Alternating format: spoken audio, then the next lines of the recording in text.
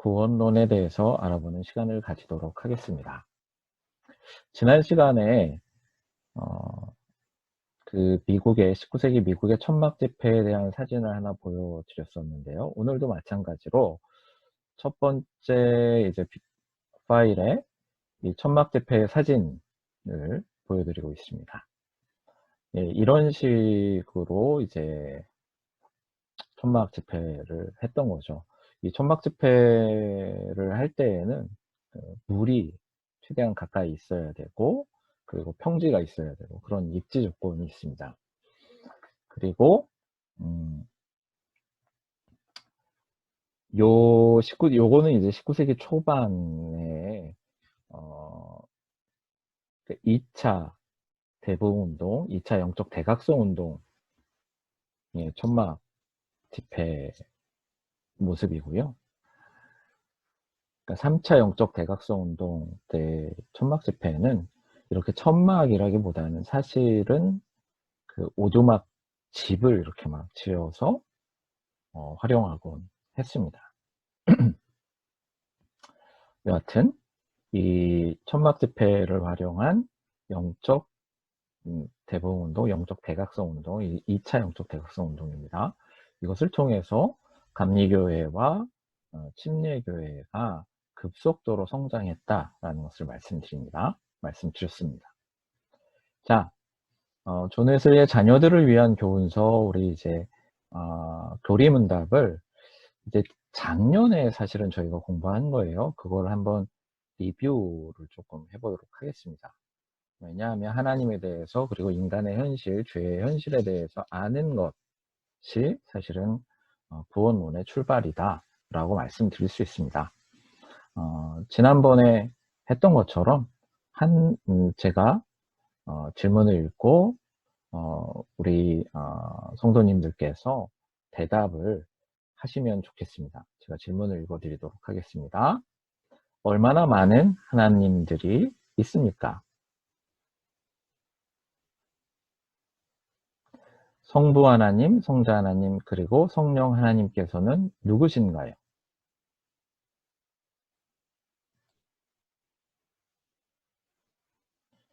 하나님께서는 누구신가요? 영이라는 것은 무엇을 의미합니까?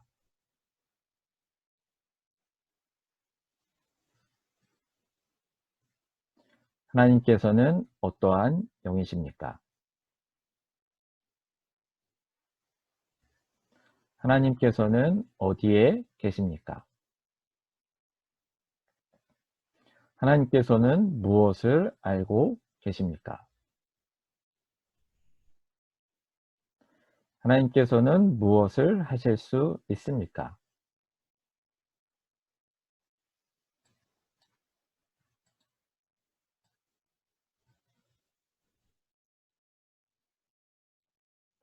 하나님께서는 당신을 사랑하시나요?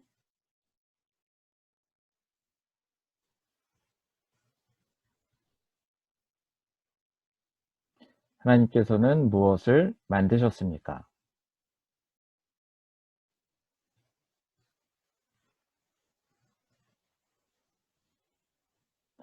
자, 그 다음 창조와 인간 타락에 관해서 한번 또 해보도록 하겠습니다. 하나님께서는 인간을 어떻게 창조하셨습니까?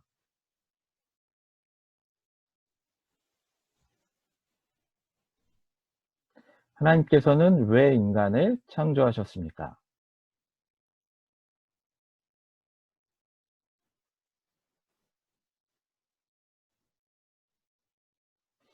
하나님께서는 첫 남자와 여자를 어디에 두셨습니까?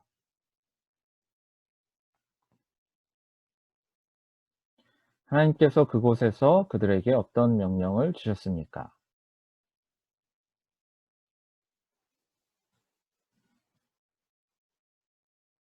그들이 그 명령을 지켰습니까?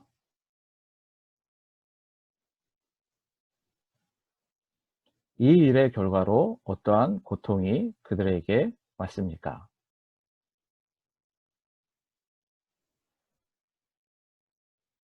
그들의 죄가 주변 사람들을 다치게 했습니까?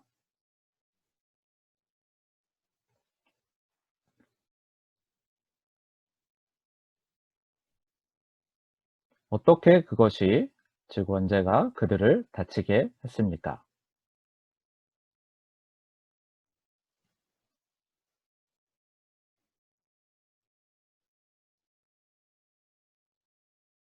어떻게 인간이 죄 가운데서 태어납니까?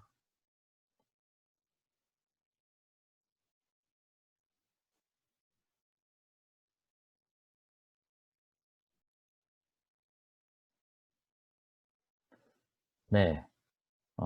잘 조리문답을 잘 해 주셔서 너무 감사드리고요. 어 찬양을 찰스 웨슬리의 찬송 한 곡을 들어보도록 하겠습니다. Come O Thou Traveler Unknown 이라는 찬송입니다. 이 찬송을 들어보도록 하겠습니다.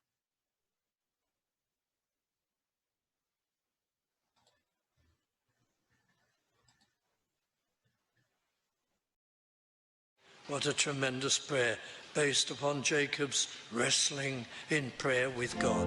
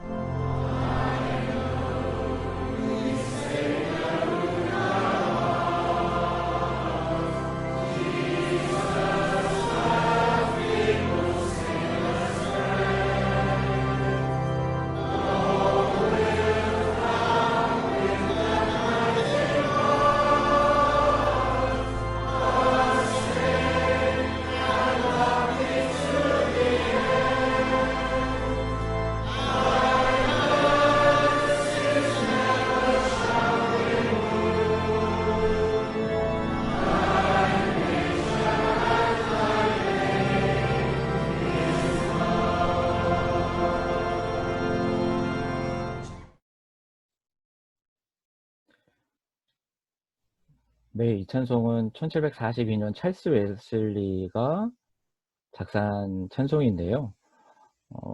이 찬송은 정확하게 얘기하면 그 야복강가에서 야곱이 하나님께서 보내신 어떤 천사와 뭐 이제 천사와 씨름하던 그 이야기를 가지고 이 찬송을 만들었습니다. 그러나 이 이야기를 가지고 찬송을 만들었는데 이 말씀을 통해서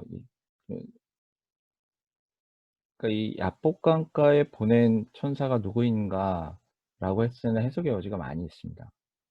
뭐 하나님께서 직접 아니면 뭐 천사 아니면 뭐 신학적으로 뭐 또 성자를 얘기하기도 합니다. 그러나 이제 뭐 그런 어떤 여러 가지 다양한 신학적 해석을 넘어서서 이 찬송에서 그러니까 이 씨름하는 야곱의 이야기를 통해서 만든 이 찬송에서 찰스 웨슬리가 이야기하려고 했던 것은 삼위 하나님의 영광, 삼위일체 하나님의 영광, 그리고 하나님의 본성, 속성, 뭐 본질, 특별히 사랑으로서의 하나님에 대해서 이야기하고 있습니다. 그리고 이 찬송 속에서는 기독자의 구원의 여정이 잘 나와 있습니다. 그러니까 선행은총에 대한 측면도 나와 있고요. 회개에 대해서 이야기하고 있고, 그리고 또 신생과 뭐 새로운 창조, 믿음, 사랑, 은혜, 또 순례, 그러니까 그 기독자의 순례의 삶의 여정을 다 이야기하는 거죠. 그래서 성화의 삶, 또 완전케 하는 은혜, 이러한 다양한 어떤 어, 구원론에 대한 어떤 총체적인 것들을 이 찬송을 통해서 찰스 웨슬리가 이야기하고 있습니다. 연합감리교의 찬송가로 활용되고 있고요. 388장에 되어 있습니다. 388장. 387장이군요. 387장. 나와 있고요.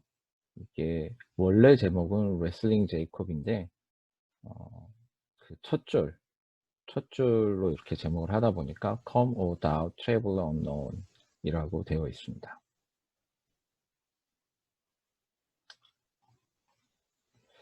이게 우리나라 찬송에는 아마 없는 것 같습니다. 자, 이제 구원론에 대해서 우리가 이제 알아보려고 하는데, 사실 구원론을 시작할 때 먼저 우리가 염두에 두어야 될 것은 인간의 현실, 즉 인간의 현실에 무슨 문제냐면 죄와 악의 문제에서 시작을 하는 것입니다. 죄와 악이라는 부분, 구원이라는 것이 무엇입니까? 구원이라는 것은 뭐 이렇게 얘기할 때 뭐 이건 나의 구원이야? 아니면 뭐 너는 나의 구원이야? 라고 하면 근본적으로 어떤 의미가 있냐면 어떤 절망적이거나 해결할 수 없는 상황 속에서 끄집어내 주는 것. 그럴 때 뭐 이런 용어를 쓰죠. 기독교 신학에서 이제 구원이라고 했을 때 기본 전제는 무엇이냐면 현실의 인간의 상황, 그것이 개인이 됐든 사회가 됐든 그것이 결코 그 완벽하거나 아니면 뭐 아무 문제가 없거나 그런 것이 아니다 라는 인식, 전제에서 출발을 하는 것입니다.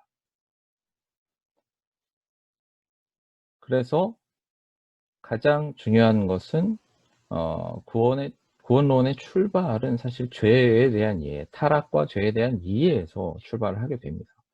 우리 작년에 배웠는데, 그러니까 인간을 창조하시고 또 세상 만물을 창조하시고 인간을 창조하시고 선하게 창조되었는데 이 세상에 타락과 그리고 죄가 들어왔습니다.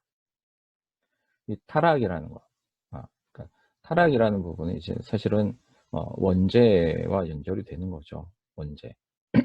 그리고 인류의 첫 인류가 그러니까 하나님께 거역을 하는 것이죠. 하나님께 불순종하고 하나님께 거역함으로써 타락을 했죠. 그리고 그것을 우리는 원죄다라고 이야기합니다. 그러니까 첫 번째 인류에 의해서 지어진 첫 번째 죄, 이것이 이제 원죄. 이 원죄가 나온 그 상황, 그리고 그 범해진 그걸 타락이라고도 하죠. 첫 인류의 타락. 그리고 기독교 신학은 이것이 첫 인류에게만 이 죄의 영향이, 타락의 영향이 첫 인류에게만 국한되어진 것이 아니라 모든 인류에게 영향을 주었다라고 성경은 이야기하고 있습니다. 그리고 이 타락의 결과가 무엇이냐면 하나님과의 관계의 단절, 분리, 이것을 갖고 왔습니다. 궁극적으로는 그렇고요. 잠깐 이제 좀 리마인드를 시켜드리자면 작년에 제가 강의할 때, 인간론을 강의할 때, 그리고 타락에 대해서 강의할 때 첫 인류가 타락한 결과가 몇 가지가 있다라고 말씀드렸습니다. 첫 번째는 무엇이냐면 하나님께서 인간을 만드실 때 이렇게 얘기하셨죠. 우리가 우리의 형상대로 인간을 만들자. 즉 인간에게 하나님의 형상이 있습니다. 그렇게 만들었던 거죠. 하나님의 형상. 그래서 하나님의 형상이라는 부분을 이야기할 때 웨슬리 목사님 같은 경우는 세 가지 측면으로 얘기를 했습니다. 자연적인 형상, 정치적인 형상, 도덕적인 형상. 기억하시겠죠? 자연적인 형상이라는 것은 무엇입니까? 이해력, 의지. 근데 여기서 의지는 그 정서의 집합체 혹은 경향성의 집합체입니다. 정서와 경향성이라는 것은 무엇입니까? 어떤 대상을 향한 끌리는 마음, 뭐 그런 거라고 표현할 수 있겠죠? 그걸 주셨다라는 거예요. 그 집합체, 그 다양한 정서들의 집합체라는 거죠. 의지가. 그리고 자유를 주셨다. 이것이 자연적 형상입니다. 그리고 정치적 형상은 하나님께서 피조물, 온 세상의 피조물의 청지기로서 인간을 세워주셨다. 그리고 청지기로서의 역할을 감당하기 위해서 자연적 형상을 주셨다라고 이야기하고 있습니다.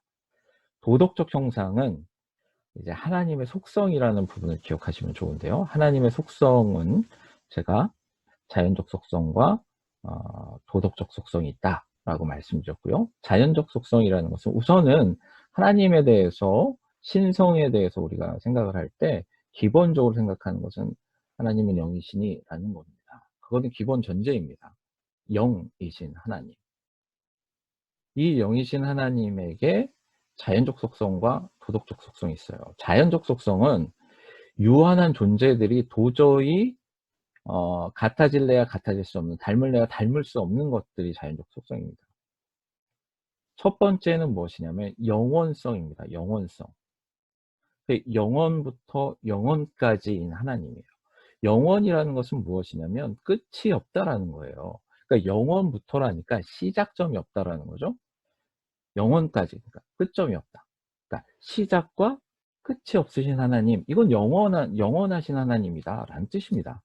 시작과 끝이 없으신 하나님, 우리 그렇게 신앙 고백하잖아요. 이거는 영원성을 이야기하는 것입니다. 그리고 두 번째는 편재입니다. 편재라는 것은 어디에나 계신 하나님. 어디에나 계시다는 것은 과거에도 현재에도 미래에도 어디에나 계시다라는 거예요. 예. 그러니까 과거, 현재, 미래, 시간을 초월해서 어디에나 계신 하나님. 그러니까 이런 하나님, 어디에나 시간을 초월해서 어디에나 계신 하나님은 모든 것을 아실 수밖에 없죠. 그리고 모든 것을 하기 위해서 어 전제로 우선 들어가야 되는 것이 무엇이냐면 어디에나 계셔요. 그리고 모든 것을 아셔요. 전지. 그러니까 편재와 전지라는 측면은 전능성, 하나님의 전능성의 두 가지 조건이 되는 겁니다. 그런데 인간이 시작도 없고 끝도 없을 수 있습니까? 아니요. 인간이 과거, 현재, 미래, 또 시간을 초월해서 어디에나 있을 수 있습니까? 아니요. 인간이 모든 것을 알 수 있습니까? 아니요. 인간에게 불가능이 없습니까? 아니요. 네. 이게 하나님의 자연적 속성이에요. 그럼 하나님의 도덕적 속성은 무엇이냐라고 했을 때 우선은 하나님의 진리를 우선 얘기를 해요. 그러니까 진리와 의로움 이렇게 얘기를 하는데 어 도덕적 속성에는 기본적으로 궁극적인 두 가지 속성이 있습니다. 그것이 의, 그러니까 거룩함입니다. 거룩함. 그리고 두 번째는 선하심입니다. 이 거룩함이 인간과의 관계 가운데 무엇으로 나타나냐면 공의로 나타나는 것입니다. 선하심은 인간과의 관계 가운데 사랑과 자비, 긍휼로 나타난다라고 볼 수 있습니다. 그러니까 거룩함, 선하심, 자비, 공의, 사랑, 긍휼, 이런 것들이 도덕적 속성인 것입니다. 여기에 진리가 포함되죠. 이것이 도덕적 속성입니다. 도덕적 형상이 바로 하나님의 도덕적 속성과 연결이 됩니다. 그래서 하나님께서 도덕적 형상, 즉 진리와 의로움을 주셨다. 그리고 이 도덕적 형상을 통해서 하나님과 직접적인 관계 맺기가 가능하다라고 얘기를 하죠. 그리고 이 도덕적 형상 때문에 다른 모든 피조물들에게 하나님을 대신 드러내는 역할을 낙원에서 인간이 했다라고 이야기하고 있습니다. 타락의 결과로 이 도덕적 하나님의 형상이 손상되거나 상실되었습니다. 없어졌습니다. 손상된 하나님의 형상은 자연적 형상, 그리고 정치적 형상. 상실된 하나님의 형상은 도덕적인 형상이다라는 것입니다. 자, 도덕적 형상이 상실됐어요. 그러면 하나님과 직접적인 관계를 맺을 수 있게끔 해주는 것이 바로 도덕적 형상이다라고 제가 말씀드렸습니다.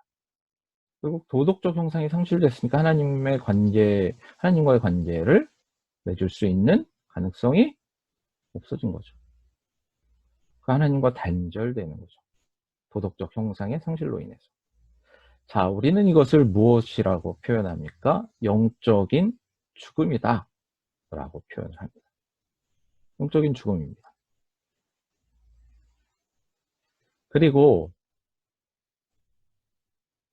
하나님과의 분리뿐만이 아니라 인간은 영육의 분리를 경험하게 됩니다. 영과 육이 분리되면 어떻게 되죠? 우리는 그것이 죽음이다. 우리 삶 가운데서 우리는 그것을 죽음이다 라고 얘기합니다.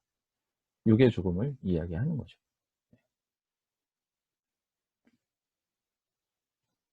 그리고 이게 두 번째 결과인 거예요. 분리를 경험한다. 하나님과의 분리, 영육의 분리를 경험한다. 세 번째 타락의 결과는 원조의 결과는 원죄의 결과는 두 가지가 나옵니다. 인간 모든 인류에게 타락한 본성이라는 영향을 미쳤고요. 또 원죄의 재책의 문제를 안게 되었습니다. 이 원죄의 재책의 문제는 예수 그리스도의 십자가 사건을 통해서 원죄의 재책의 문제가 해결되는 거죠. 타락한 본성이 문제가 되는데, 이 타락한 본성의 세 가지 증상 혹은 가지 이런 표현을 쓰는데요. 이것은 사도 바울에게서도 나타나고요. 요한에게서도 나타나는데 어떤 용어로 쓰냐면 들어보셨을 것 같습니다. 육신의 소욕, 안목의 정욕, 이생의 자랑, 이것입니다. 이걸 삼중 욕망이라고 그러죠.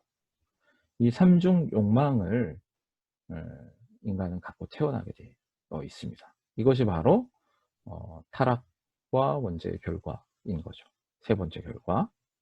삼중 욕망이라는 것은 결국 우리로 하여금 우상 숭배를 하게 합니다. 우상이라는 것이 궁극적으로 무슨 의미입니까? 무언가를 하나님보다 더 높이 생각하고 높은 자리에 놓고 우리가 바라는 거죠. 육신의 소욕은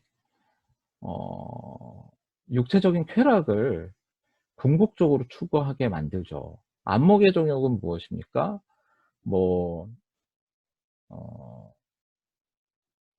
명품을 궁극적으로 추구하게 만든다든가, 아름다움, 어떤 눈에 보이는 장관을 고러 다니는 것, 이런 것을 어떤 인생의 목적으로 함께 만드는 그런 것이 바로 안목의 정욕이라는 욕망이죠. 마지막으로 이생의 자랑은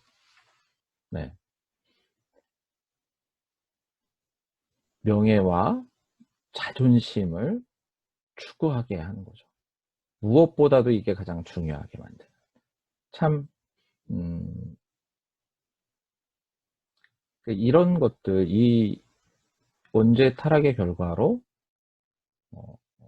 우리가 갖게 된 이 삼중 욕망이 하나님을 향해 나아가는데 참 큰 걸림돌을 만들어냅니다.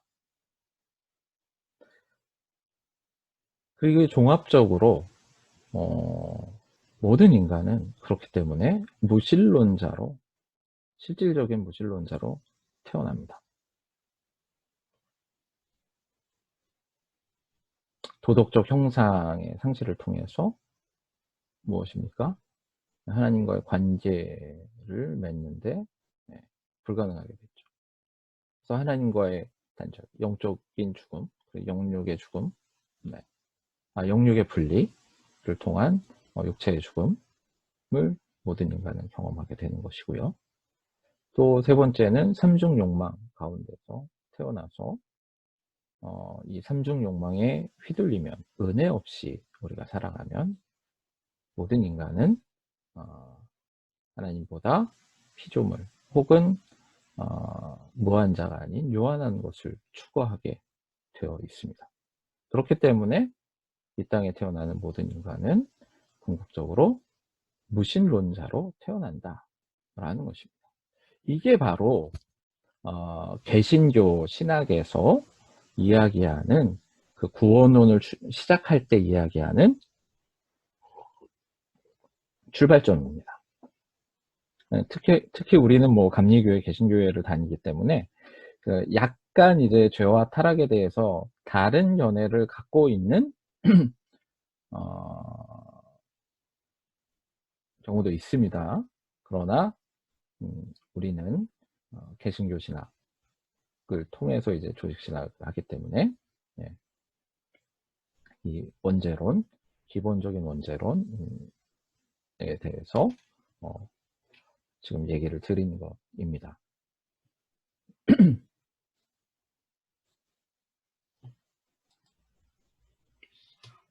자, 그러면 이런 현실의 문제를 어떻게 해결할 것인가 라고 했을 때 감리교 신학은 이제 전적 타락이라는 부분에서 무엇을 얘기하냐면 하나님의 선행 은총을 이야기합니다. 그리고 이제 장로교 신학은 여기에서 이제 예정과 선택을 얘기하고요. 저희는 선행 은총이라는 것을 이야기합니다. 그러면서 이제 구원론을 쭉 끌고 가는데요. 오늘 이제 본격적으로 구원론의 어떤 감리교 신학적인 전체적인 성경적 구원의 길이라는 그 구원의 여정에 대해서 제가 전체적인 그림을 그려드릴 겁니다.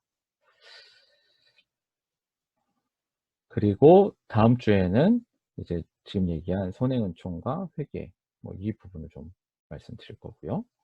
자, 구원론 관련 종교 강령을 잠깐 읽어보는 시간을 가지도록 하겠습니다.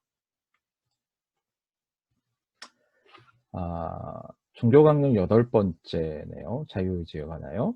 아담이 타락한 이후로 인류의 정황이 그와 같이 되어 자기의 본연의 능력과 행위로서 마음을 돌이키고 준비하여 믿음에 이르러 하나님을 찾아가지 못하게 되었다. 그러니까 자신의 능력으로는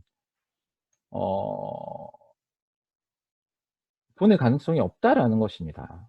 그렇기 때문에 하나님께서 그리스도로 말미암아 우리에게 주시는 선한 의지를 얻게 하시는 은혜가 아니면 우리는 하나님께서 기뻐하시고 받으실 만한 선한 사업을 행할 능력이 없고, 선한 의지가 우리에게 있을 때 그 은혜가 우리와 함께 하시고 역사하신다 라고 이야기하고 있습니다. 즉 인간에게 긍정적인 무언가가 있다면 그것은 모두 하나님의 은혜다라는 것입니다.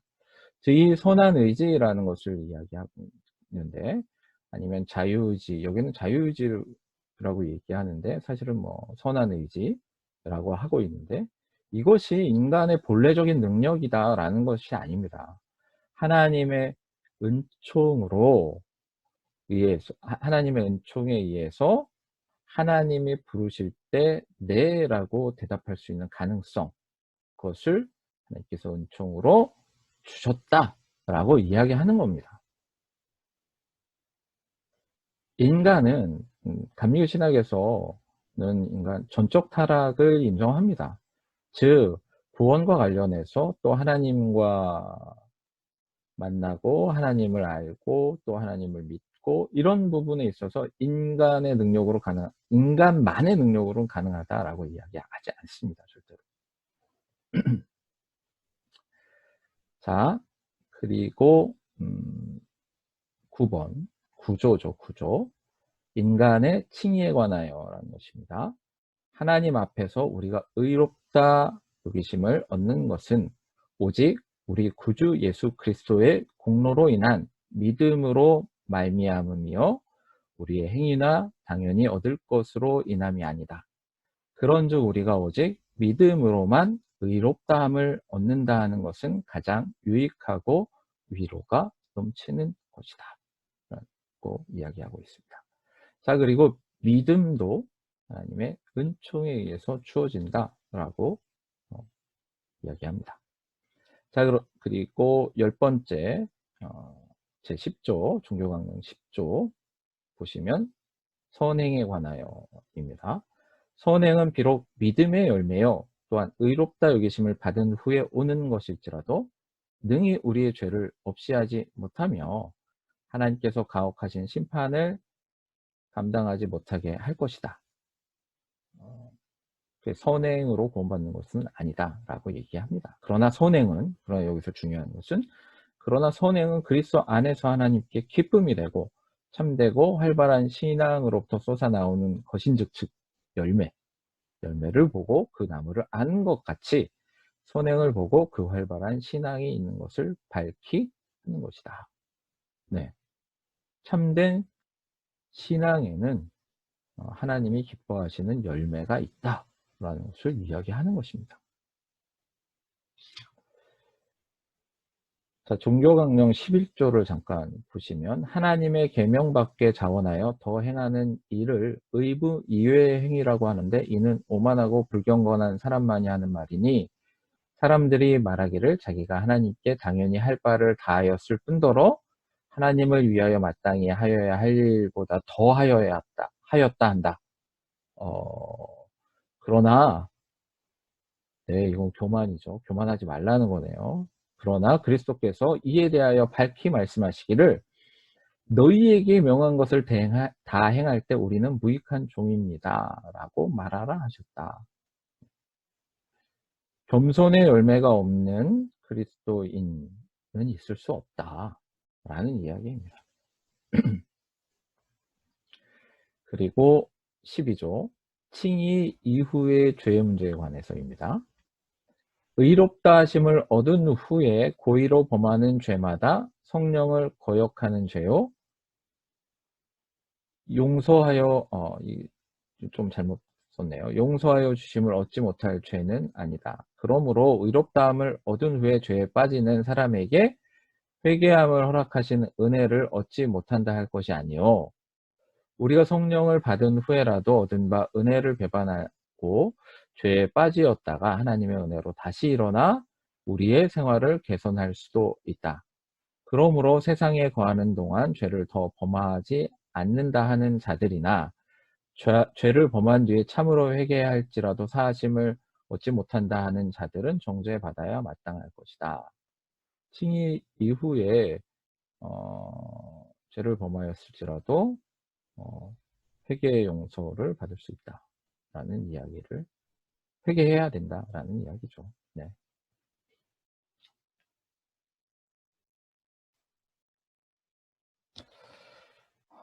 자, 이 표를 지금 보고 계신데요.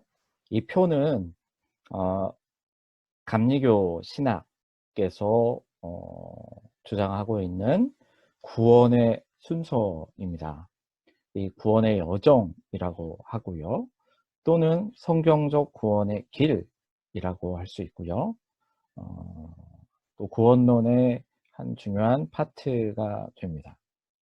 이제 원죄에 대한 부분을 이야기했고, 그 다음에 모든 인간에게 하나님께서 은총을 주셨다라고 있습니다. 감리교는. 그래서 그것을 선의 은총이다라고 얘기하고요. 선의 은총을 통해서 하나님께서 지속적으로 선의 은총을 받았기 때문에 하나님께서 지속적으로 은총의 역사를 우리에게 부어주실 때 모든 인간에게는 하나님께 응답할 수 있는 가능성이 생겼다라고 얘기를 합니다. 그리고 죄를 깨닫게 하는 은총, 칭의의 은총, 성화의 은총, 그리고 죽음, 최후의 심판과 영화라는 그 순서들이 있습니다. 그 순서들을 제가 오늘 이렇게 간략하게 전체적으로 리뷰를 해드릴 거고요.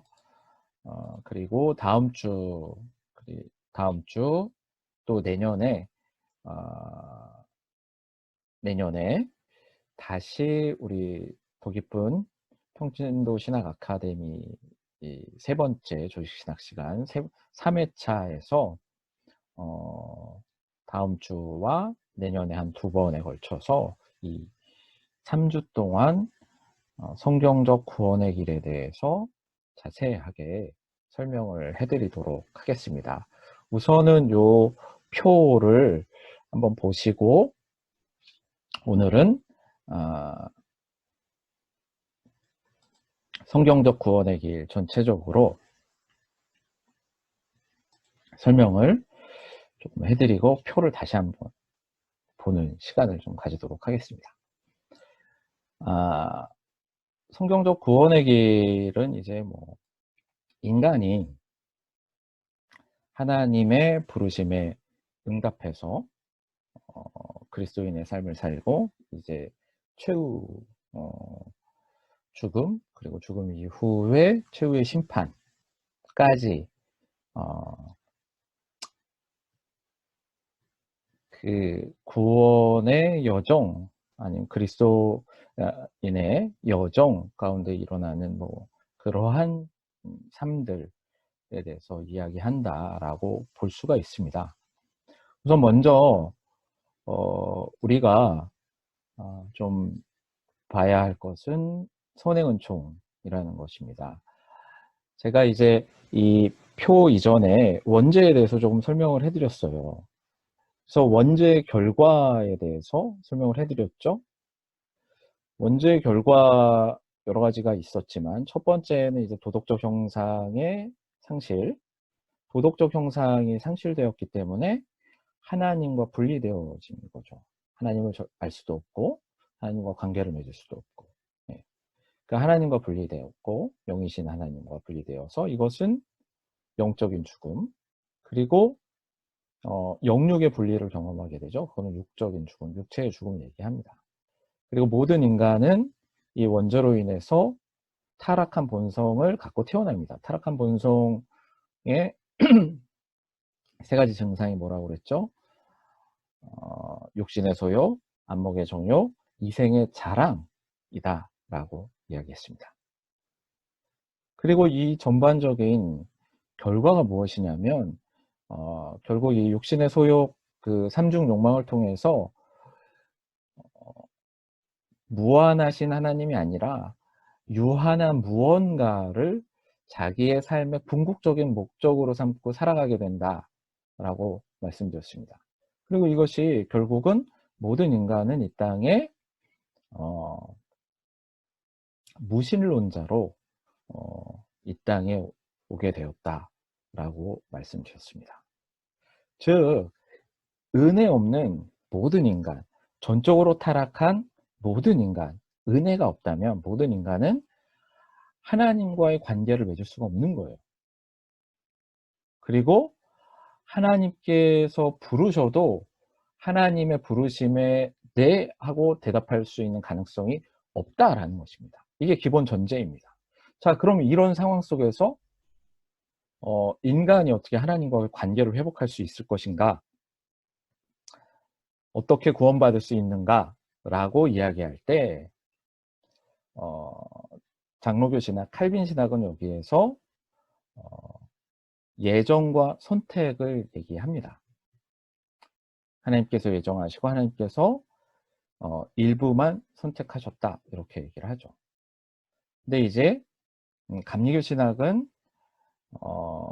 그런 어떤 이중 예정을 받아들이기보다는 선행 은총을 통해서 하나님께서 모든 인간에게 미리 먼저 은혜를 베풀어 주셨다라고 이야기합니다.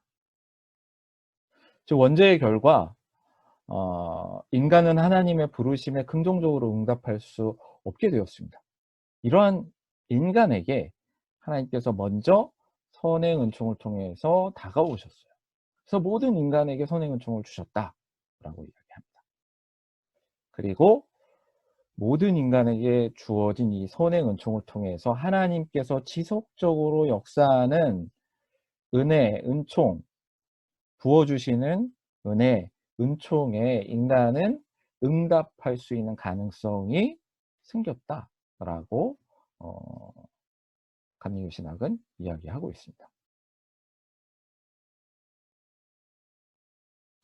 그래서 결국 선행 은총이라는 것은 간단한 겁니다. 선행 은총, 모든 인간에게 하나님께서 미리 은총을 부어주셨다. 그럼 이 선행 은총으로 부어주셔서 인간에게 무엇이 주어졌느냐? 그래서 양심, 도덕법, 그리고 의지의 자유. 여기서 의지의 자유라는 것은 하나님께 긍정적으로 대답할 수 있는 가능성이 생겼다 이런 의미입니다. 그리고 하나님에 관한 초보적인 지식을 습득하게 되었다라고. 그래서 이 모든 것을 활용해서 먼저 행하신 하나님께 예스라고, 네라고 응답 가능해지는 것이죠. 즉 하나님께서 지속적으로 부어주시는 은총에 응답 가능하다라고 본 것입니다. 그리고 이 선의 은총으로 부어주신 것, 여기서 좀 특이할 만한 것은 양심이라는 것입니다. 보통 이제 일반적으로 양심은 인간이 자연적으로 갖고 있는 어떤 능력이라고 보는데 이제 감리교 신학에서는 이것은 하나님께서 선물로 주신 초자연적 선물로 주신 것이다 라고 이야기하고, 양심의 가장 중요한 기능이 그 하나님의 부르심에 응답하는 것, 그리고 하나님이 역사하심에 응답하는 것. 그렇기 때문에 은총이 더해진 양심이라는 개념이 되게 중요합니다. 또 그리스도인의 삶을 살아가는 데 있어서 칭의를 통해서 하나님께서 우리의 죄를, 예수 그리스도를 통해서 우리의 죄를 용서해 주시고, 그러니까 하나님께서 부어주신 은총에 의해서 믿음을 통해서 우리가 예수 그리스도를 우리의 구세주로 믿는 그 믿음을 통해서 우리를 의롭다 여겨주신다. 이게 칭의라는 것입니다. 칭의 이후의 삶에 있어서도 은총의 도움 가운데 있는 양심이라는 부분이 감리교신학적으로는 그리스도인의 삶을 살아가는데 중요한 요소다라고 이야기를 합니다. 네. 그래서 이 선의 은총을 주셔서 사악함에 대한 어느 정도의 제약이 있다. 사회생활을 하는 데 있어서 그렇게 바라봅니다. 이것 역시 그냥 인간이 어떤 자연적으로 하는 것이 아니라 하나님께서 주신 선의 은총의 유익이다라고 이야기합니다. 즉, 감리교신학적으로 보면 인간에게 긍정적인 것이 있다면 그 모든 것은, 그러니까 인간에게 긍정적인 부분이 있는, 인간에게 있는 모든 긍정적인 부분은 하나님의 은총 때문에 가능한 것이다 라고 이야기합니다. 그것은 이 선의 은총이라는 개념 때문에 이렇게 바라볼 수가 있습니다.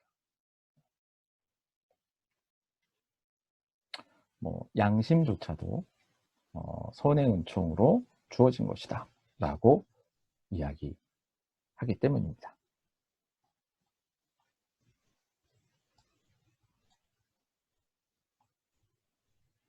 자, 그 다음 우리가 보는 것은 죄를 깨닫게 하는 은총과 회개입니다.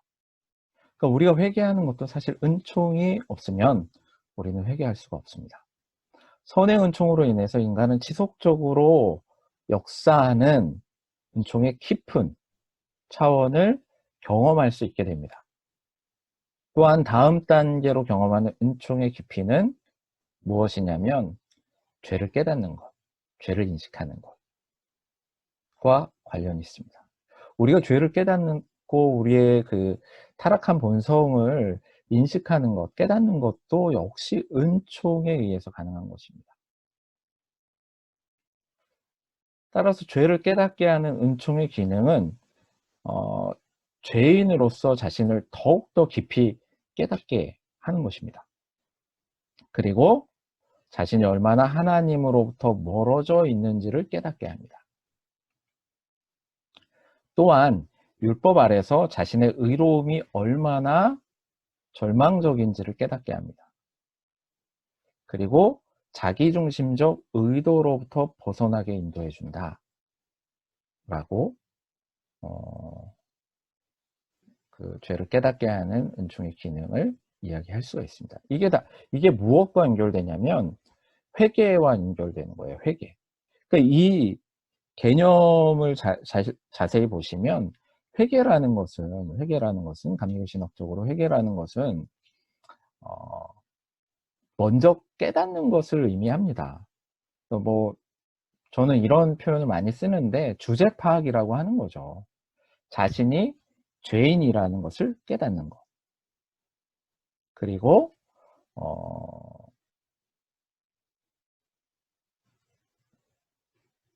자신의 능력으로 이 죄의 문제를 해결할 수 없다는 것을 깨닫는 것. 그러므로 자기 의로움을 주장할 수 없다라는 것을 깨닫는 것. 이겁니다. 그리고 자신의 능력으로 죄의 문제를 해결할 수 없다는 그 철저한 무능력을 깨닫는 것. 이것이 기본적으로 회개의 의미입니다.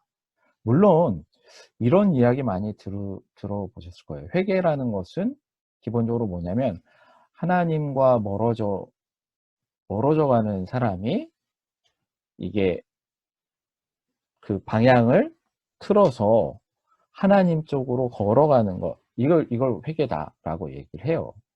근데 이게 뭐 전반적인 어떤 회개의 과정이라고 이야기할 수 있습니다. 이것도 맞는 이야기입니다. 그러나 감리교 신학적으로 보면 회개는 기본적으로 깨닫는 것입니다. 깨닫는 것.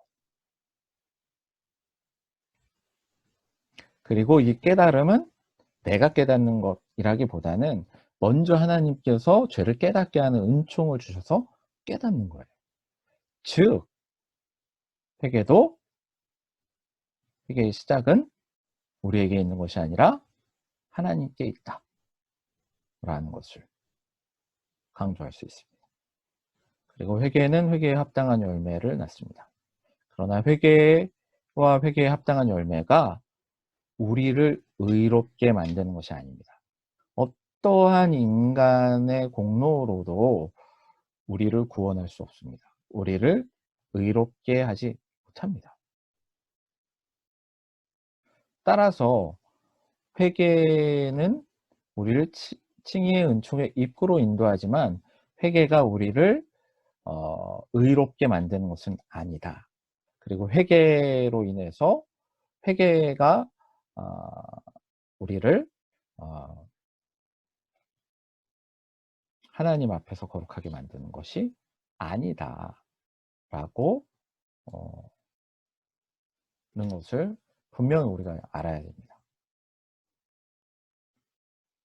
자, 그러면 이제 그 다음 이제 칭의의 은총과 칭의를 살펴보도록 하겠습니다. 칭의라는 그 용어가 있습니다. 칭의, 칭의, 칭은 뭐 칭한다라고 하고 의로움이라고 얘기하는 거죠. 이것은 뭐냐면 하나님께서 우리를 의롭다고 칭해 주시는 거예요. 근데 실질적으로 우리가 의롭냐? 그렇지 않아요. 칭이란 하나님께서 죄인인 우리를 의롭다고 여겨주시는 거예요. 우리가 의로운 것이 아니라 하나님께서 의롭다라고 여겨주시는 것. 이게 칭의입니다. 조금 더 설명해 드리자면, 그러니까 칭의의 은총, 즉 구원의 은총에 의해서 믿음을 통해서 우리는 하나님으로부터 죄를 용서받고 의롭다 여김을 받는 것입니다. 의롭다 여김을 받는 것. 이것은 하나님께서 우리를 용서하시기 위해 우리를 위해서 일하시는 것입니다. 그리고 칭의의 은총은 우리에게 믿음을 요구합니다. 어떤 믿음이냐? 십자가상에서 우리의 죄를 지신 그리스도를 신뢰하는 그 믿음, 그것을 요구합니다.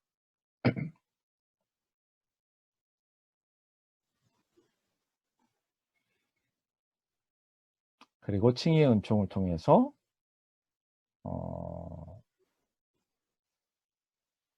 우리는 하나님의 호의와 사랑이 우리에게 있다.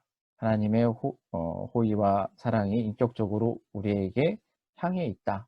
라는 것을 우리는 알게 됩니다.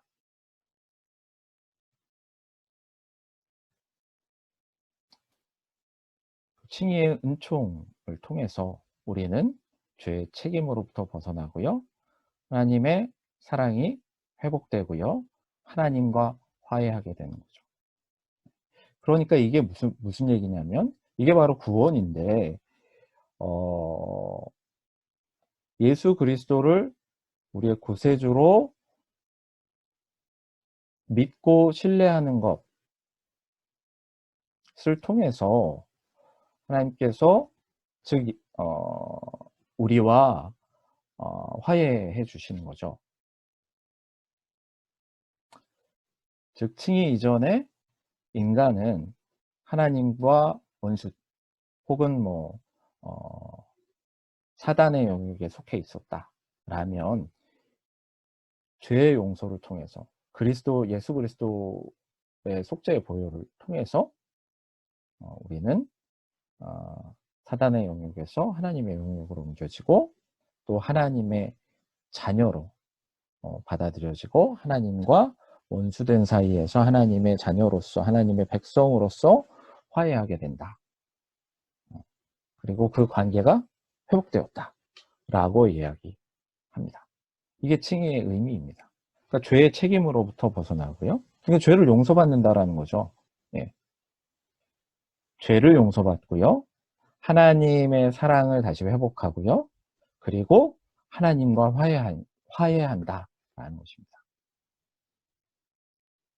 반면에 성화에 의해서 우리는 우리 죄의 뿌리와 힘으로부터 구원을 받고 하나님의 형상이 회복되어집니다. 그래서 모든 그 칭의의 은총을 체험한 그리스도인들은 하나님의 형상이 회복되어지는 과정 가운데 있고 우리 안에 남아있는 죄의 뿌리, 즉 타락한 본성으로부터 치유받는 그 과정 가운데 있다라고 이야기할 수가 있습니다.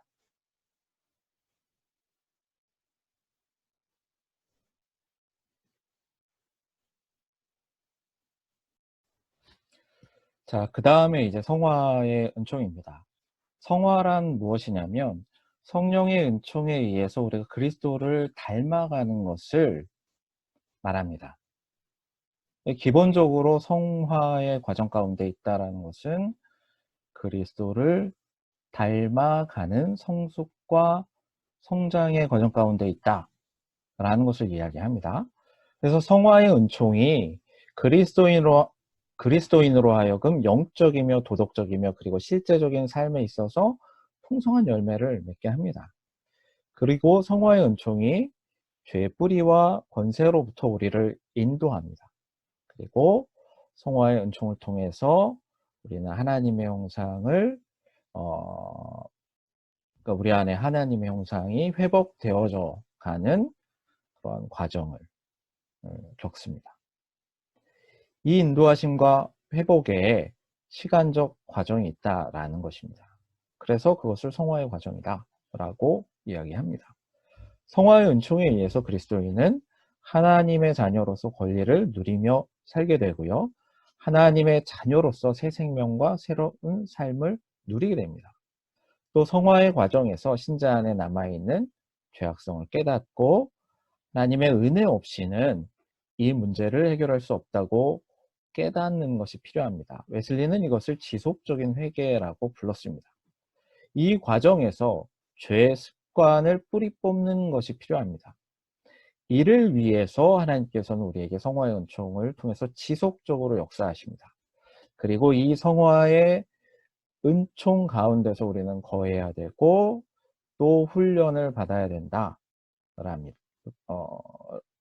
우리가 훈련을 받는 것이 필요합니다. 성화의 은총은 죄를 근절하기 위해서 그리스도 안에 있는 죄의 뿌리를 치료하는 거죠. 그리스도인을 성결의 길로 인도하는 것이고요. 이 웨슬리의 구원론에 의하면 성령의 사역이 우리가 의롭다 여김을 받는 데서 끝나는 것이 아니라 성령님께서 우리의 삶을 전인격적으로 회복시킴을 통해서 우리의 깨지고 상한 삶 전체를 되찾게 하신다라는 것.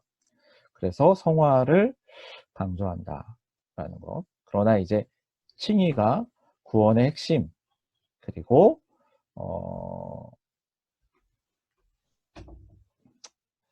그 칭의에서 끝나는 것이 아니라 성화의 과정이라는 것을 강조합니다. 이러한 회복은 개인적 삶뿐만이 아니라 공동체적 삶 그리고 사회적 삶까지도 포함된다라는 것 우리가 기억해야 될 줄로 믿습니다. 그 다음 이제 이게 좀 헷갈릴 수 있는데요. 감리교 신학은 그리스도인의 완전에 대해서 이야기합니다. 근데 중요한 것은 이게 그 한국어 어감이 완전이다 라고 했을 때는 흠도 없고 티도 없고 뭐 이런 걸 얘기하잖아요. 근데 이 그리스도인의 완전, 기독자의 완전 혹은 온전성화는 그런 것을 의미하는 건 아니에요. 즉 신적인 완전, 천사의 완전, 타락 이전의 낙원에서 아담이 누리던 완전, 그런 완전이 아닙니다. 그리스도인의 완전 혹은 온전성화는 다음과 같습니다. 성령의 은총에 의해서 도덕적 형상의 온전한 회복을 이야기합니다. 이게 자연적 형상, 정치적 형상의 온전한 회복을 얘기하진 않아요. 도덕적 형상의 온전한 회복을 의미하죠. 자연적 형상이라는 게 뭐죠? 이해력, 의지, 그리고 자유. 이게 우리가 이 땅을 살아가면서 우리 육신의 한계가 있잖아요. 그리고 이제 혈육의 한계. 그 한계로 기인한 제한들이 있잖아요. 그 제한들을 벗어난다. 그게 아닙니다. 그러니까 이 하나님의 형상이라는 부분에서는 이제 도덕적 형상. 그러니까 도덕적 형상이라는 것은 진리와 뭐 거룩함을 얘기하는데 사실 감리교 신학에서 의와 거룩함이라고 했을 때 그것은 이제 성결이라는 것인데 성결이라는 것은 결국 하나님 사랑과 하나님을 위해서 온 인류를 사랑하는 것. 더 나아가서는 현대적인 의미에서는 하나님의 모든 피조물을 사랑하는 것인데 결국 하나님을 사랑하고 온 인류를 사랑할 수 있다 라고 본 거죠. 하나님의 은총에 의해서.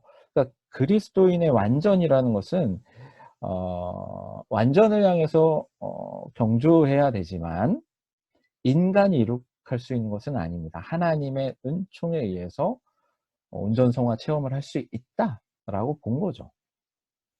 자, 여기서 이제 조금 더 자세히 설명해 드리면 소극적 의미는 온전성화를 통해서 그리스도인들의 타락한 본성이 온전히 치유됨을 믿었습니다. 타락한 본성이란 게 그 타락한 본성 때문에 나온 세 가지 삼중 욕망이 있죠. 사실 육신의 소욕, 이생의 사랑, 육신의 소욕, 안목의 정욕, 이생의 사랑.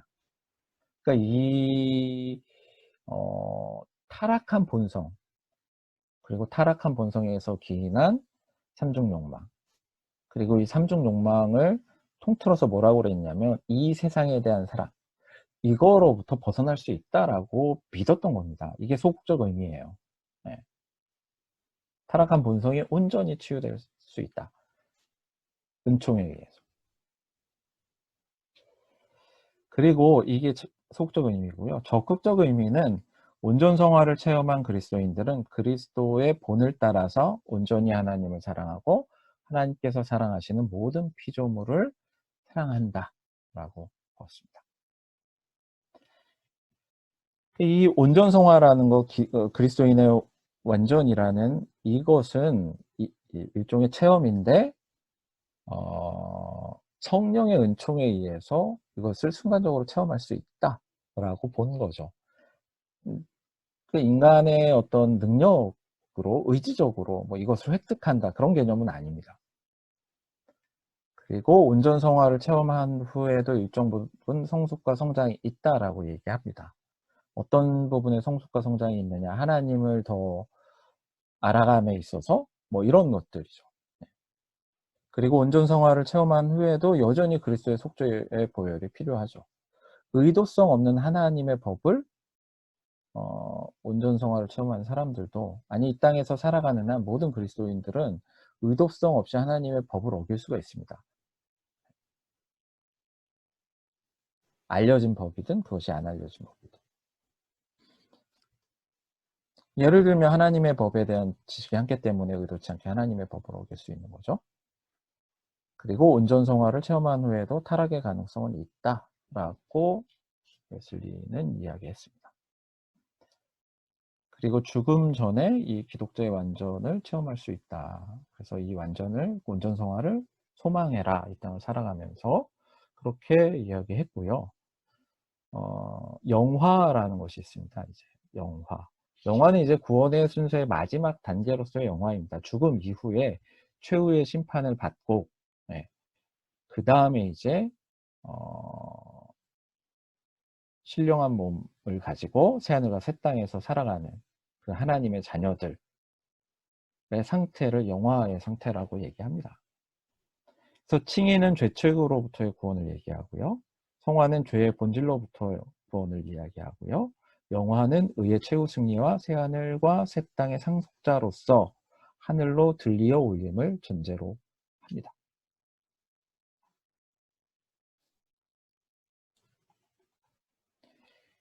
영화롭게 된 신자는 죽을 몸이 죽지 아니할 몸으로, 썩을 몸이 썩지 아니할 몸으로, 병드는 몸이 병들지 아니하는 몸으로 그리스도의 부활의 몸처럼 다시 신령한 몸으로 살게 된다. 라고 믿죠.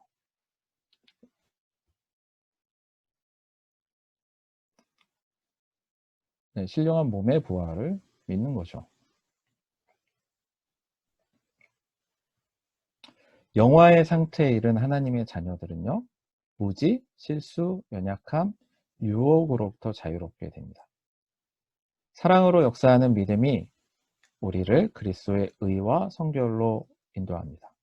그리고 그리스도의 의와 성결이 영화의 조건입니다. 따라서 영화의 조건은 믿음입니다. 사랑으로 역사하는 믿음. 칭의의 조건, 믿음입니다. 그리고 칭의와 이제 신생의 조건이 믿음입니다. 신생이라는 부분은 이제 설명을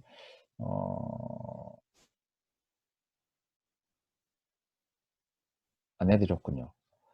신생은 뭐냐면 칭의의 순간에 새롭게 태어나는 거예요. 하나님의 자녀로. 그걸 신생이라고 합니다. 그리고 새롭게 태어난 하나님의 자녀가 그리스도로 본받아가는 그 과정을 성화라고 해요. 즉 신생이라는 것, 거듭남이라는 것, 뭐 여러 가지 용어가 있죠. 신생, 거듭남. 이 신생 혹은 거듭남, 이것은 성화의 출발점입니다. 성화의 한 부분이다라고 볼 수가 있습니다. 그래서 칭의와 신생의 조건도 믿음, 영화의 조건도 믿음, 그리고 성화의 조건도 믿음인데 성화와 영화의 조건은 어떤 믿음이냐면 사랑으로 역사하는 믿음. 이건 다른 말로 얘기하면 열매가 있는 믿음을 얘기하는 것이고요. 칭의와 신생의 조건인 믿음은 구원의 믿음인 거예요. 구원의 믿음이라는 것은 무엇이냐면 예수 그리스도가 나의 구세주이시다라는 것을 믿는 거.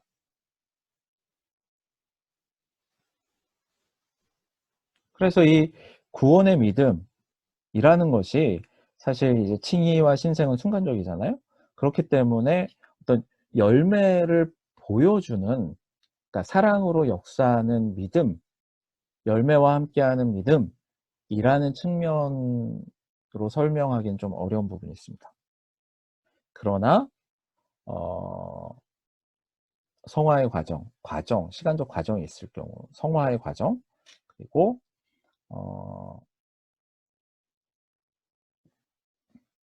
그 죽음 이후의 영화라는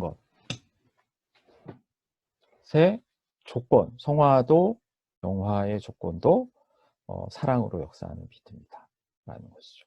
그런데 사랑으로 역사하는 믿음, 열매 맺는 믿음, 그 시간이 없을 때, 뭐 예를 들자면 예수님께서 십자가에서 못 박혀 돌아가실 때 양편에 강도들이 있었잖아요. 한 강도는 예수님을 조롱했어요. 다른 강도는 예수님께서 하나님의 아들이심을 믿었습니다. 그리고 예수님과 이 두 강도가 같은 날 죽었습니다. 예수님께서 돌아가셨죠. 십자가상에서. 그리고 양옆의 강도도 십자가상에서 죽음을 맞이합니다. 그 중에 예수님을 하나님의 아들로 믿고 고백한 그 강도는 하나님의 자녀로서의 삶을 이 땅에서 살아갈 시간적 여유가 없었습니다. 그 사랑으로 역사하는 믿음, 그 작동할 수 있는 시간적 여유가 없었다라는 거죠. 그러나 그 강도는 구원받았습니다.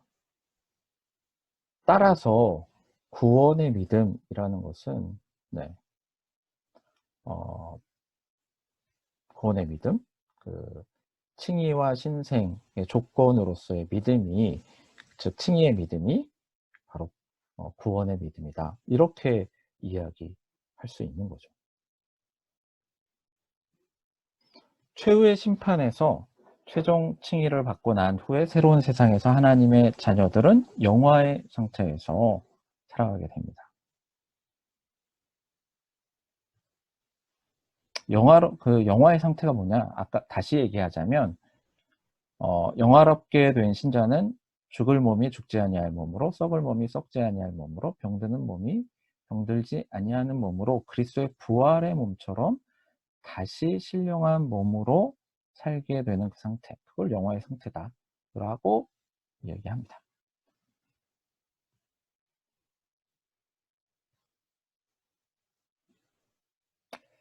자, 한번 우리 존 웨슬리 자녀들을 위한 교훈서에 나와 있는 교리문답, 구원에 관한 교리문답을 한번 해보도록 하겠습니다. 제가 읽어드리고 여러분들이 이것을 보면서 답을 소리내서 한번 해보시면 좋겠습니다. 제가 질문을 하겠습니다. 누구에 의해서 우리는 죄로부터 구원을 받게 됩니까?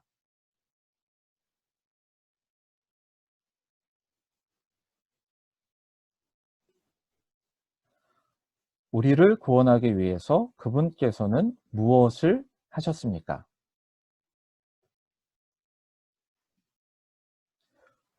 우리를 위한 그분의 삶과 죽음에 의해서 우리는 무엇을 얻게 됩니까? 언제 하나님께서 우리의 죄를 용서하십니까?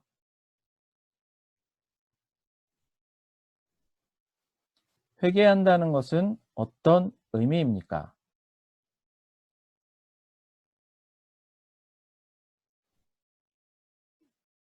믿는다는 것 혹은 신앙이란 무엇입니까?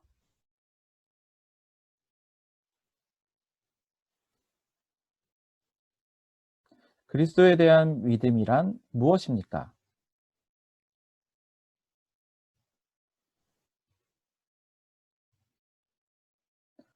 누구에 의해서 우리에게 이러한 확신이 옵니까? 성결이란 무엇입니까?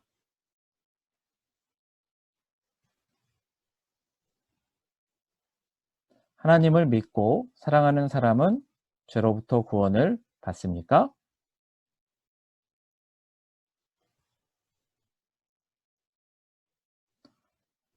어떻게 그가 교만으로부터 벗어납니까?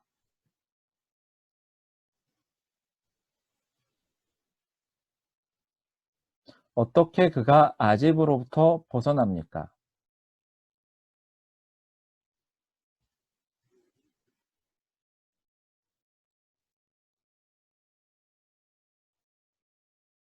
어떻게 그가 세상에 대한 사랑으로부터 벗어납니까?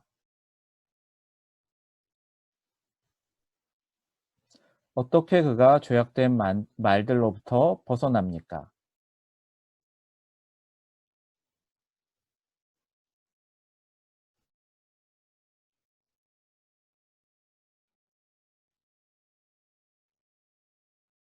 어떻게 그가 죄악된 행동들로부터 벗어납니까?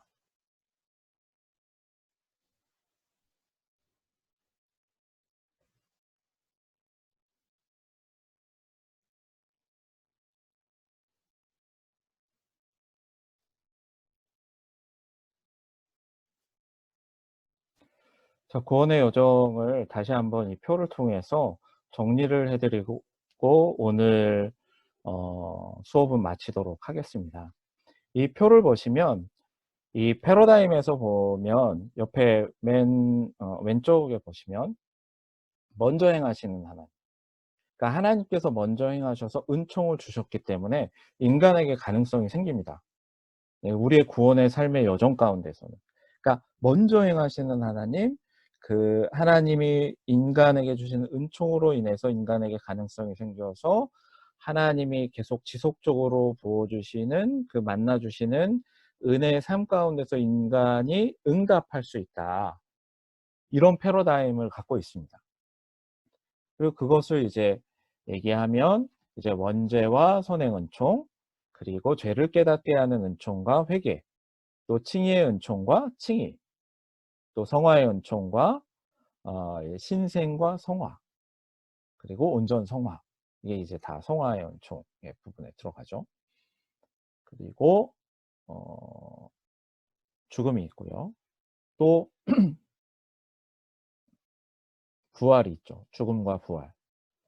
그리고 부활의 최후의 심판을 통해서 최종 칭의를 받고 새하늘과 새 땅에서 영화의 삶을 살게 되는 거죠. 이게 이 감리교신학의 구원의 여정입니다. 이 감리교신학의 구원의 여정 속에서 요 표를 보면서 이렇게 정리를 조금 하실 수 있을 것이고요. 이것은 다음 주 그리고 내년에 초반에 이제 내년에 다시 재개됐을 때 2번에 걸쳐서 구원론에 대해서 이 구원의 여정을 자세하게 설명을 해드릴 겁니다. 그리고 제가 한 가지 조금 말씀을 통해서 얘기를 이 구원의 여정에 대해서 그리스도인의 삶에 대해서 조금 얘기해 드리고 싶은 부분이 있습니다. 지금 보여드렸는데요. 이게 바로 이제 마태복음 5장에 나와 있는 팔복의 말씀인데요. 팔복의 말씀에 보시면 자 이제 3절 보시면 심령이 가난한 자는 복이 있나니 천국이 그들의 것이며 4절 애통해하는 자는 복이 있나니 그들이 위로를 받을 것이며 5절 온유한 자는 복이 있나니 그들이 땅을 기업으로 받을 것이며 의에 줄이고 목마른 자는 복이 있나니 그들이 배부를 것이며 긍휼히 여기는 자는 복이 있나니 그들이 긍휼히 여김을 받을 것이며 마음이 정결한 자는 복이 있나니 그들이 하나님을 볼 것이며 화평하게 하는 자는 복이 있나니 그들이 하나님의 알뜰이라 일컬음을 받을 것이며 의를 위하여 박해를 받는 자는 복이 있나니 천국이 그들의 것입니다. 라고 해서 이제 팔복인데 사실은 이것은 그리스도인의 삶의 여정이라고 얘기할 수 있습니다. 심령이 가난하다라는 것은 자 겸손을 이야기하죠. 심령의 가난함이라는 것은 자기를 깨닫는 거예요. 하나님 앞에서 자 하나님은 영이시잖아요. 그러니까 우리의 영의 근원은 누구죠? 하나님. 우리가 하나님 앞에 서면 우리의 영의 상태를 철저히 깨닫게 됩니다. 그러니까 심령의 가난함을 깨닫는다. 우리가 얼마나 심령이 가난한지 깨달은 사람은 어떻게 되죠? 하나님 앞에서 겸손한 사람이 되죠. 즉 심령의 가난함을 깨닫는다라는 것은 회개와 연결이 되죠. 그리고 그 심령의 가난함 때문에 슬퍼하는 것.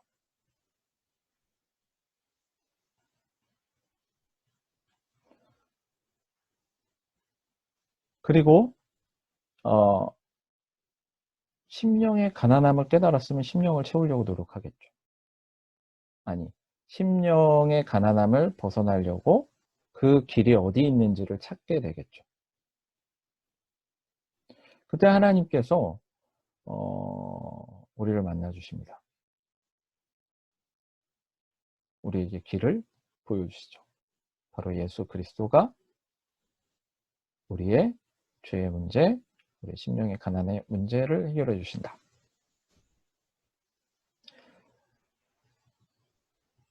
주님 앞에 서는 사람은 이제 주님께 온유한 사람이 되는 겁니다. 주님께 온유한 사람이 되는 거죠. 온유한 자는 복이 있나니 이렇게 이야기하잖아요. 구약 성경에 보면 모세의 온유함이 지면에 성하더라. 그러니까 모세가 가장 이 땅에서 온유한 사람이다. 뭐 이렇게 얘기를 해요. 그런데 온유의 뜻이 무엇입니까? 네, 성내지 아니하고. 네. 근데 모세는 어떤 사람이었죠? 네. 그가 왕자였을 때 자기의 백성 이스라엘 백성을 괴롭히는 이집트 사람을 보고 그를 쳐 죽였습니다. 또 출애굽 과정 가운데서 시내산에서 하나님으로부터 십계명을 받고 십계명 돌판을 받고 이스라엘 백성들이 거하는 곳 캠프로 오죠. 근데 이스라엘 백성들이 뭐 했습니까? 우상 숭배를 했죠. 그걸 보고 돌판을 깨트렸어요. 이게 온유한 사람이에요? 여기서 온유하다라는 것은 하나님 앞에 온유한 사람을 이야기합니다.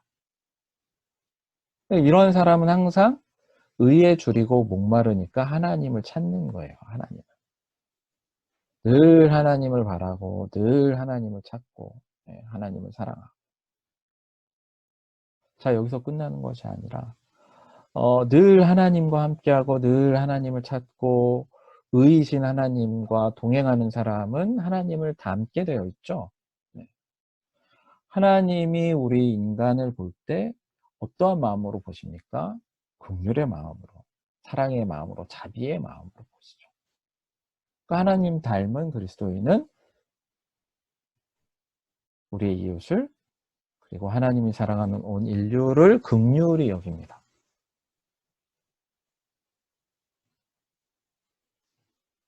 성화의 과정 가운데 있는 사람인 거죠. 그리고 마음이 청결한 사람. 이것은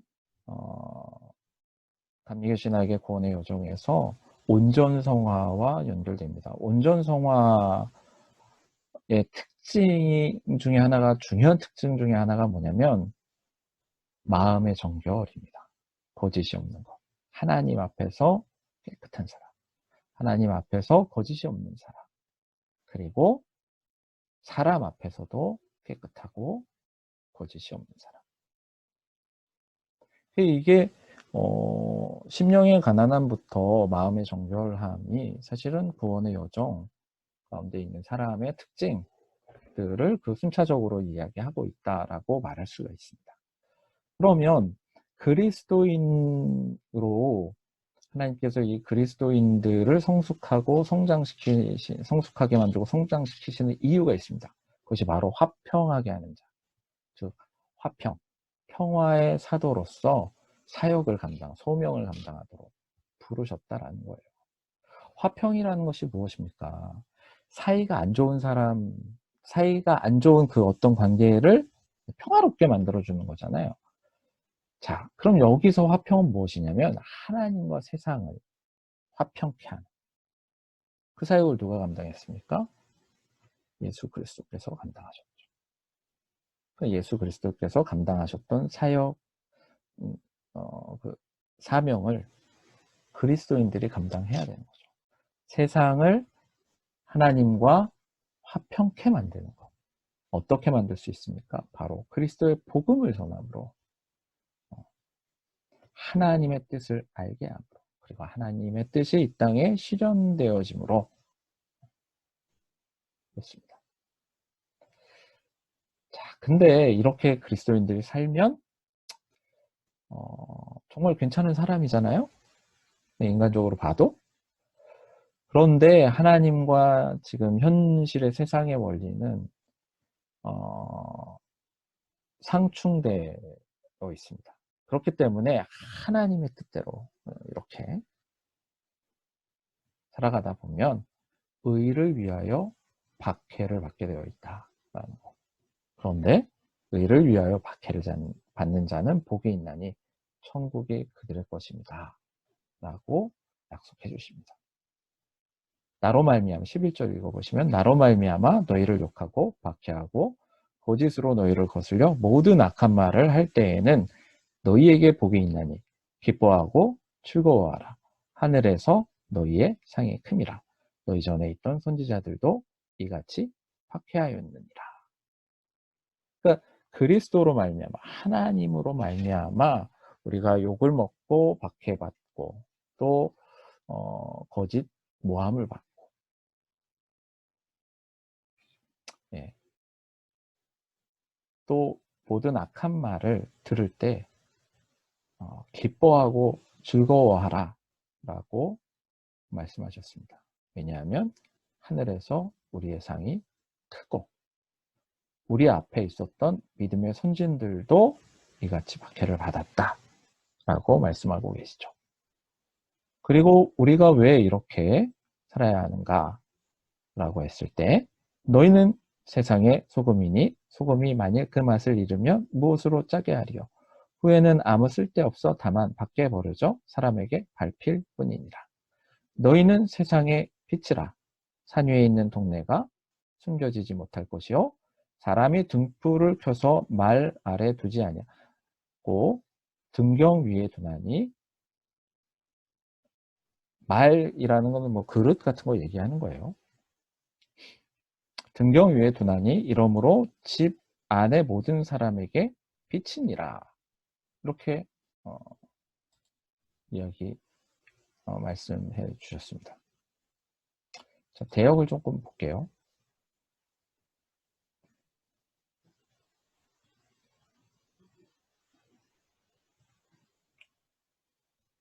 여기 말 아래 이렇게 돼 있죠.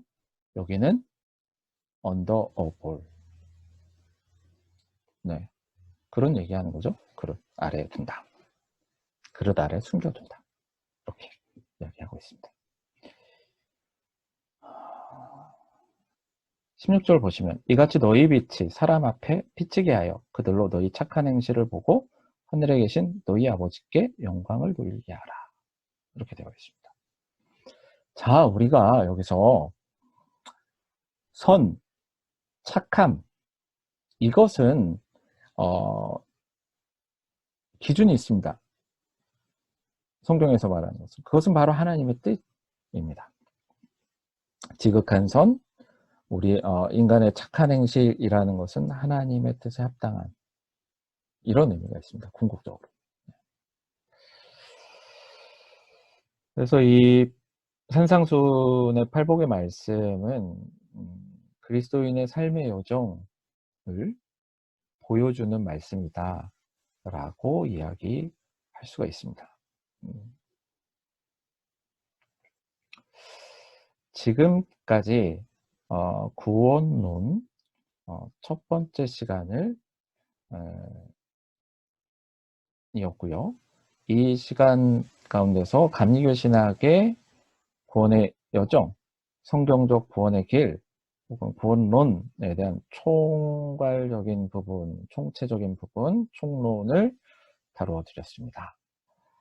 장시간 수고 많으셨습니다. 저는 김민성 목사였습니다. 다음 주에 뵙겠습니다. 감사합니다.